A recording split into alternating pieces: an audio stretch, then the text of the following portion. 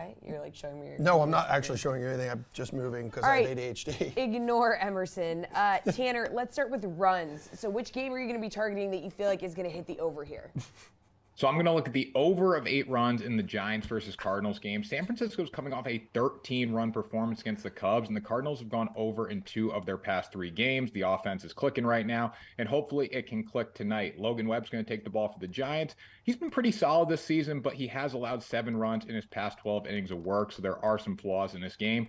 But the pitcher who does need to give up the majority of the runs tonight is Matthew Liberatore of the Cardinals. Liberatore's got a 6 ERA and a 1.6 whip, only in 15 innings, but he has walked 8 batters over the span. He doesn't have elite strikeout ability, and he's definitely not a pitcher I want to bet on for an under. So I'm going to lean towards the over here. Both teams have a lot of pop in their lineup 1 through 9, so it's a low total. I'm going to take a chance on it.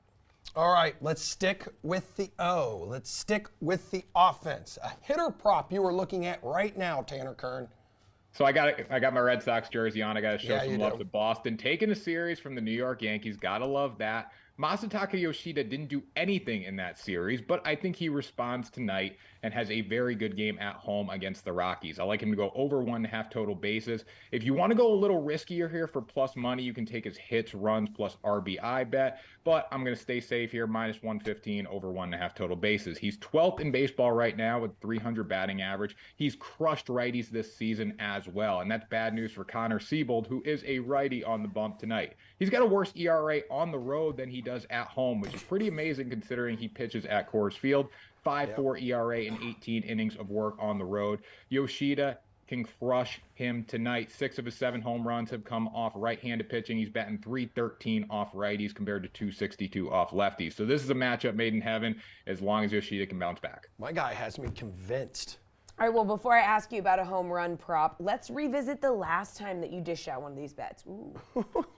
So when we're looking at home runs today, I think there's one way that you have to go. And these odds are relatively short for a home run prop, but I still love them. Yordan Alvarez to go yard today at plus 275. He's 6th in baseball in homers with 15 on the season. And he's got a great chance to add his 16th today against Alek Manoah. When we look at Manoah, he's forgotten how to pitch this season. Quite frankly, it's simple as that. He's allowed 5 homers in his past 5 games. Hasn't made it out of the 4th inning 4 times in his past 5 games. And then 10 of Alvarez's 15 home runs this season have also come off righties, which really helps us here because Manoah is a righty. We look at Alvarez, he's so good at making adjustments at the plate. I think he's going to be able to make one tonight. We know that Manoah is going to make mistakes, and Yordan is good enough to take advantage of every single one of them. All right. You gave us Yordan Alvarez last week, so no pressure to hit again here, Tanner. Yeah, I mean, first off, just shout out to the awesome production team at the Sweat. I mean, that was great flashback there. Yep. It's bringing good vibes. I got the same jersey on. We're feeling good right now. We're going to make it 2 for 2 on the home run prop. Jesus Luzardo has allowed 4 home runs in his past 5 starts, and this span also includes 14 earned runs. Just simply hasn't been getting the job done, and he's going to have a tough challenge in Seattle tonight. The wind's blowing out, and I'm going to lead towards a little bit longer odds this week and take Jared Kelenic to go yard for plus 650. Kelnic's batting .305 off lefties this season compared to just .250 off righties, and the power has come from both sides of the plate for Kelenic. He's gone yard once in every 14 at-bats against left-handed pitching compared to once in every 23 at-bats off righties. So the matchup is there for him to go yard tonight. Luzardo, if he misses spots, Kelnic's good enough to take advantage of it and leave the yard. So I'm going to take a chance on him for plus 650. Definitely doesn't have the same pop as Yordan, but it's a good chance that he makes it 2 for 2 tonight. Thanks to the video from the Sweat, thanks to the jersey. We're feeling good. We're ready to go. No problem. Jesse and I are happy to help anytime you would like help. On the other side of this, maybe a game you're not feeling all the offense, all the taters. Give me one you're looking at the under for. So I am feeling like there's going to be some offense in the Red Sox-Rockies game, but I still think the total's slightly inflated just considering how Boston has hit over the past few games, and the Rockies really haven't been delivering on offense either. We know Boston hits the ball well at home, but when it came to their run scoring in the Bronx, it was very limited. They only scored 12 runs in their past 5 games, and they're going to face Connor Siebold tonight. Connor Siebold, not the best pitcher in the world, someone Boston can hit, but I just got to go with the trends here and say the Red Sox offense has not been delivering, and I don't think they can put up enough to get it to 10 runs. It might be a little bit of a sweat, so if you don't want to sweat, you might want to stay away from this one. but I think it's going to go 8-9 runs in that range. James Paxton for Boston, good enough to limit what Colorado can do on offense. 2-1 with a 3.81 ERA, 1.23 WHIP. 26 innings. He's only allowed 23 hits, and he's had 36 strikeouts. So that elite strikeout ability is something else to look at when taking it under here. Colorado might get guys on the bases, but if he can get some punch outs, that's going to limit their run scoring as well. So I think we're in that 8 to 9 run range here. For 10 runs, I think it's worth taking a chance on going under in this game. All right, Tanner, how about a pitcher prop that you like tonight? So I really like Zach Eflin tonight of the Tampa Bay Rays. He's just been delivering, and this entire Rays team has been delivering, especially in their starting rotation. He's gone over a strikeout total of 5.5 in 3 of his past 5 games, 66 Ks in 66 innings, so 1 per inning.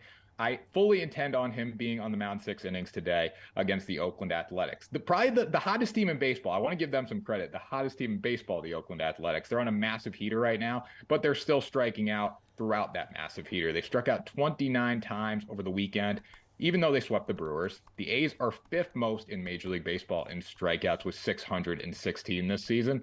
And Eflin and the Rays should just continue to roll through Oakland. I love the Athletics. They're fun to watch, I guess, sometimes. They're fun to bet against. They're fun to take the run line against. I'll tell you that. It's pretty profitable. But I think their luck comes to an end tonight, and Eflin shoves. The Oakland A's on a massive heater was not on my 2023 bingo card, Tanner. But what is your favorite game bet tonight? So I have one bet that I love tonight on the money line. It's probably the only bet that I really love on the money line, and it's the Giants. Logan Webb has struggled in his past couple of starts, but he's so much better than Matthew Liberatore. The strikeout ability is there for Webb. It's not there for Liberatore, and that's the reason I want to bet on him tonight, because both offenses are pretty decent. You look at the Cardinals, they're just 13-18 at home. They're 27-39 on the season, and they haven't proven to me that they can win consistently. Giants are a 500 team in a very good National League West division. If you stick them in the National League Central, they'd be really, really good. So that's another thing to look at there. They have the pop, they have the power, and they have the pitching. And this is the stat that I'm really looking at here. Giants have a 3.95 team ERA compared to the Cardinals at a 4.28. And the St. Louis pitching staff has also walked 50 more batters this season than the Giants. I think San Francisco is going to take advantage of these mistakes. If they get the free passes, we know they have a lot of power in their bats. Leave the yard, couple RBIs there with it, a lot of runs scored. Cardinals can't match it. All right, Tanner, we love it. Thank you so much for laying down the Later, knowledge dude. for today's MLB slate. That is a show. If people like baseball, tomorrow is a damn good show to catch.